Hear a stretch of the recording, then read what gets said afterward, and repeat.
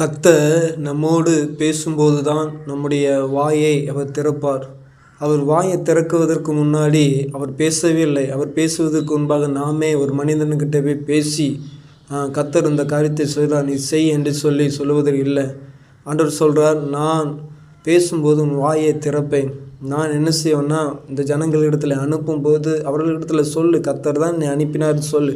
கேட்குறவன் கேட்கட்டும், கேளாமல் இருக்கட்டும். ஏன்னா அவன் கலக விட்டார் என்று சொல்லி. ஆனால் நாம் என்ன செய்கிறோம், கர்த்தர் சொல்வதற்கு முன்பாக இந்த மனிதனை நாம் சரிப்படுத்தி விடலாம், இந்த மனிதனை சீர்படுத்தி விடலாம், செவிப்படுத்தி விடலாம், அவனுக்குள்ள நல்ல குணத்தை கொண்டு வந்து விடலாம் என்று சொல்லி நாம் நினைக்கிறோம். அருமையான சகோதர சகோதரர்களே, கர்த்தர் பேசும்போது தான் அவர் நம்மளை பேச வைப்பார். நாமே முன்வந்து பேசக்கூடாது.